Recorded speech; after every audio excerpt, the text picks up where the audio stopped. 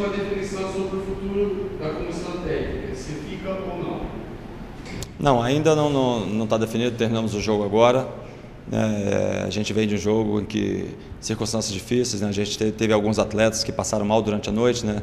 O caso do Isaac, do Matheus, o Jamerson, tiveram dificuldade na noite de sono. Alguns atletas voltando, né, de problemas também, como o Neilton, a gente teve que fazer essa gestão. Atletas que estão voltando a pegar ritmo, como o Bruno. Então, assim, a gente teve que fazer algumas mudanças de última hora. Acabou que não deu tempo nem de treinar com a equipe que realmente começou, pelas perdas que a gente teve ontem em relação ao Richard e ao Giovani.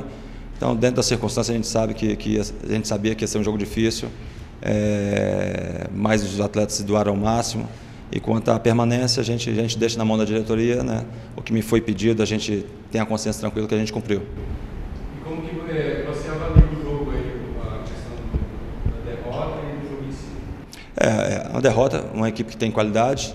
E, como eu falei, de acordo com as circunstâncias, com os atletas que a gente perdeu de última hora, sem poder trabalhar a equipe que realmente iniciou, tendo que fazer a gestão de alguns atletas que passaram mal durante a noite, né? O caso do Isaac, do Matheus, e alguns atletas que tiveram muita dificuldade para recuperar depois de lesão, depois de passar mal, como foi o caso do Neilton na semana passada, atletas retornando, como o caso do Matheus. Então, essa gestão a gente teria que fazer de qualquer forma, e aí a circunstância depois, com o jogador expulso, já dificulta um pouquinho mais, mas no geral, pelo que foi a partida, né, a gente sabe que nosso objetivo era a vitória, era levar, né, para chegar nessa final. Não foi possível, mas os jogadores estão de parabéns pelo que aconteceu, pelas circunstâncias do jogo. Então, saio daqui tranquilo, com o dever cumprido, e deixar agora na mão da diretoria para ver qual é a sequência. E, Moisés, falando um pouco você falou dessa sequência, do que você trabalhou nessas 3 semanas aí, o que você sente assim, em você, né? Como que foi, praticamente foi a sua primeira experiência como treinador profissional? Como que está o Moisés após essa reta final de Campeonato Paulista? Não, eu me sinto bem preparado, né? Eu acho que a gente tem uma vida no futebol. A minha preparação ela foi de uma forma que, modéstia à parte falando, me preparei muito em questões de... tenho todas as licenças da CBF, licença da UEFA, comecei em Portugal, então assim, joguei em alto nível muitos anos.